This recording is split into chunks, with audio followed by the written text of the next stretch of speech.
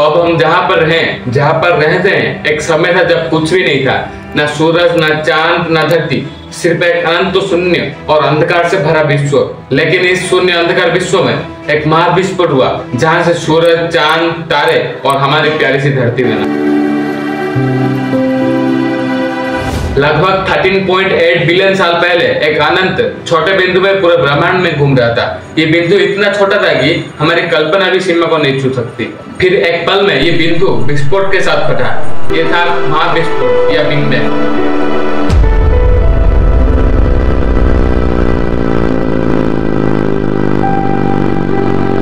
इस विस्फोट ने समय, स्थान और ऊर्जा को जन्म दिया। हर तरफ गर्मी, प्रकाश और एक अनोखा नर्तन शुरू हुआ। इस विस्फोट के तुरंत बाद ब्रह्मांड एक गर्म घने प्लाज्मा का समुद्र था। प्रोटॉन, न्यूट्रॉन और इलेक्ट्रॉन तेजी से इधर उधर घूम रहे थे। लेकिन जैसे जैसे ब्रह्मांड ठंडा हुआ, ये कॉस्मो एक दूसरे से जुड़ने लगे। पहले बना हाइड्रोजन और हीलियम। ये था ब्रह्मांड के पहले बिल्डिंग ब्लॉक्स। लाखों साल गुजरे और ये हाइड्रोजन और हीलियम के बादल या नेबुला ग्रेविटी के बल पर एक दूसरे की तरफ खींचने लगे। ये बादल घूमते हुए संकुचित होते गए और इसी संकोचन के कारण उनमें गर्मी और दबाव हद से ज्यादा हो गया। एक नया तारे का जन्म हुआ। ये था हमारी सूरज।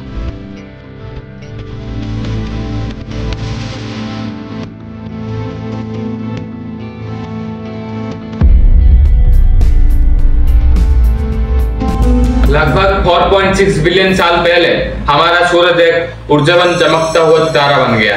इसके चारों तरफ बची हुई धूल और गैस के कस्म एक विशाल चक्री में घूमने लगे। ये थी हमारा सूर्यमंडल की शुरुआत। इस चक्री के अंदर छोटे छोटे कस्म एक दूसरे से टकरा कर जुड़ने लगे, जैसे छोटे छोटे पत्थर एक घर के लिए जुड़ते हैं। इस चक्र के विभिन्न हिस्सों में अलग अलग प्लैनेट्स बनने लगे। नजदीक के हिस्सों में जहाँ गर्मी ज्यादा थी, पथरीले ग्रह जैसे बुध, शुक्र, पृथ्वी और मंगल बने। दूर के हिस्सों में जहाँ ठंडी ज्यादा थी, विशाल गैस के ग्रह बने, जैसे बृहस्पति और शनि। ये सब कुछ ग्रेविटी और टकराव से हुआ। हमारा पृथ्वी का जन्म भी इसी चक्र के एक छोटे से हिस्से में हुआ। छोटे छोटे पथरीले कदम या प्लैनेटेसिमल्स एक दूसरे से टकरा कर बड़े होते गए। यहाँ लाखों साल तक टकराव और गर्मी ने पृथ्वी को एक गर्म पिघले हुए गोले में बदल दिया। लेकिन ये सिर्फ शुरुआत थी। पृथ्वी के बनने के बाद एक और बड़ा हादसा हुआ। एक मार्स के आकार के ग्रह, जिसे हम थई कहते हैं, पृथ्वी से आकर टकरा गया। ये टकराव इतना भयंकर था कि पृथ्वी का एक बड़ा हिस्सा अलग हो गया।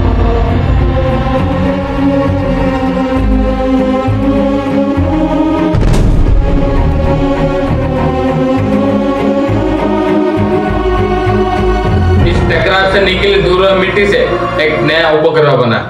ये था हमारी चांद। समय के साथ पृथ्वी ठंडा हुई और इसके ऊपर एक पतला सख्त छिलका बन गया। इसके अंदर से निकली ज्वालामुखी और मिथुन की वर्षा ने पृथ्वी के चेहरे को बदल दिया। कई छोटे छोटे ग्रह पृथ्वी से टकराए थे। इन छोटे छोटे ग्रहों में पानी की बर्फ मौजूद थी, जो पृथ्वी से टकराने पर पिघल गई और पानी के रूप में जमा हो गई। और पृथ्वी के निर्माण के दौरान कुछ पानी का अणु सीधे पृथ्वी पर ही बने थे। यह तब हुआ जब विश्व हवा से आवेशित कणों की रासायनिक संचरण को बदल दिया।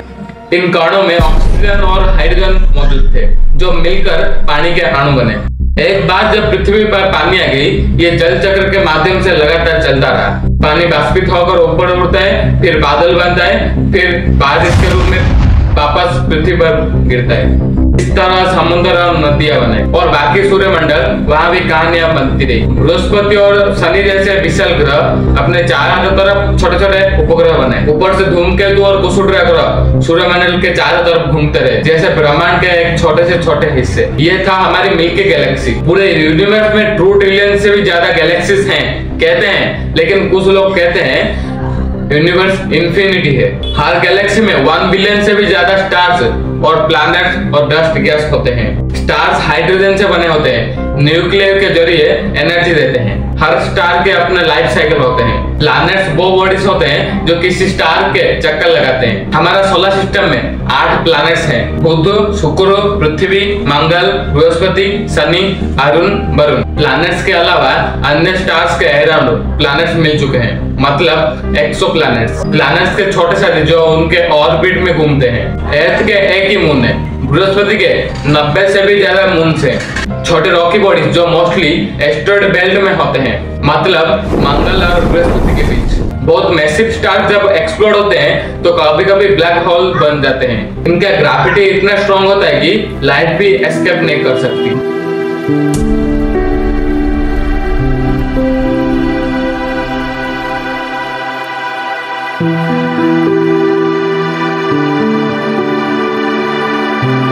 डार्क मैटर एक ऐसी मैटर है जो दिखती नहीं लेकिन ग्रेविटी इफेक्ट करती है। डार्क एनर्जी एक मिस्टीरियस एनर्जी जो यूनिवर्स के एक्सपेंशन को एक्सेलरेट करते हैं। इन दोनों का कंबाइंड अमाउंट यूनिवर्स का लगभग 95% है। हमारा सूर्य का कोर के टेम्परेचर लगभग 50 मिलियन डिग्री सेल्सियस है। कोर के बाद का लेयर रेडिएटिव जोन का टेम्परेचर लगभग 7 मिलियन से 2 मिलियन डिग्री सेल्सियस है। फोटोस्फीयर जो हमें दिखाई देता है वो 5500 डिग्री सेल्सियस तक है।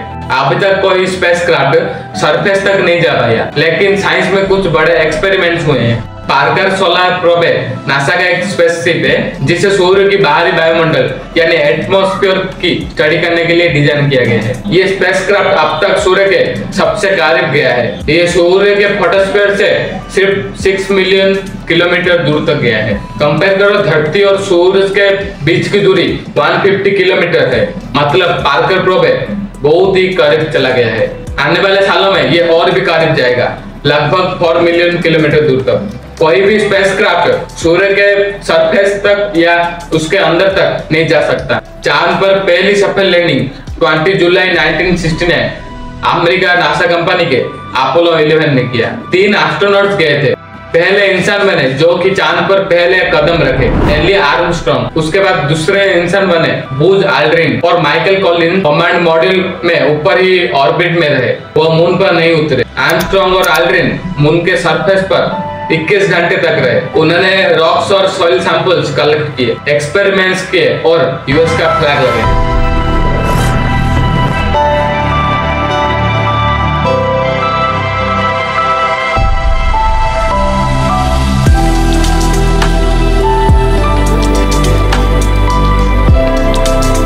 पहली बार था जब इंसान ने किसी सेलेस्टियल बॉडी पर कदम रखा। चांद का टेम्परेचर दिन के टाइम जब सूर्य की रोशनी पड़ती है तब 127 डिग्री सेल्सियस की पहुंच जाती है।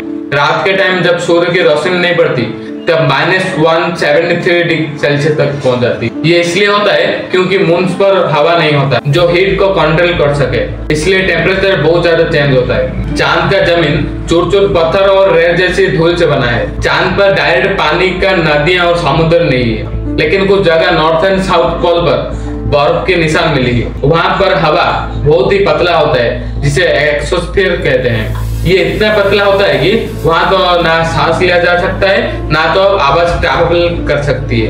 चांद का ग्रेविटी अर्थ से सिर्फ 1/6 है। मतलब अगर अर्थ पर आपका 60 kg वेट है तो चांद पर सिर्फ 10 kg लगेगा। चांद की मिट्टी में silicon, iron, magnesium, titanium, aluminium और कुछ रेयर मिनरल्स मिले हैं। इसकी वजह से फ्यूचर में माइनिंग का प्लान भी बन रहा है। अभी के टाइम में सिर्फ एक ही ऐसा प्लेनेट है जो लाइफ पॉसिबल है। पानी, ऑक्सीजन, हवा, सही टेम्परेचर और मैग्नेटिक फील्ड होने की वजह से। हमारा सोलर सिस्टम में मंगल ग्रह सबसे ज्यादा चांसेस है। वहाँ पर पतला हवा है लेकिन -60 डिग्री सेल्सियस एवरेज होता है। वहाँ पर पानी आइस फॉर्म में है। ग्रेविटी अर्थ से कम है 1/3 लेकिन मैनेजेबल है। इसलिए स्पेस एक्स और नासा के प्रोजेक्ट्स फ्यूचर में मंगल ग्रह पर कॉलोनीज बनाने का प्लान है। एलियंस अभी तक कोई प्रूफ नहीं मिला है, लेकिन सोचो हमारा पृथ्वी कितना बड़ा है, उसके बाद 7 और प्लैनेट्स, हमारा सोलर सिस्टम, उसके बाद हमारा मिल्की गैलेक्सी। आप इमेजिन करो हमारा पृथ्वी, हमारा सोलर सिस्टम, हमारा गैलेक्सी इतना बड़ा है, पूरे यूनिवर्स में ट्रिलियन से भी ज्यादा गैलेक्सीज हैं। इसका मतलब मिल्की गैलेक्सी में पृथ्वी प्लैनेट जैसे हम रहते हैं, इतने बड़े यूनिवर्स में किसी भी गैलेक्सी के प्लैनेट में एलियन हो सकते हैं। साइंटिस्ट एलियन की खोज कर रहे हैं। अभी तक कुछ नहीं मिला है लेकिन फ्यूचर में जरूर मिलेगा। SETI जैसे प्रोजेक्ट एलियन की सिग्नल्स डिटेक्ट करने की कोशिश कर रहे हैं। आज हम अपने सूरज, चांद और पृथ्वी को देखते हैं। हम एक अनंत कहानी का एक हिस्सा देखते हैं, एक ऐसी कहानी जो 13.8 बिलियन साल पहले शुरू हुई थी और जो आज भी लिखी जा रही है। हमारा सूर्यमंडल एक छोटा सा हिस्सा है इस विशाल यूनिवर्स का, लेकिन ये हमारी घर है और इसकी उत्पत्ति हमें याद दिलाती कि हम इस अनंत नर्तन का एक छोटे से छोटे हिस्सा है।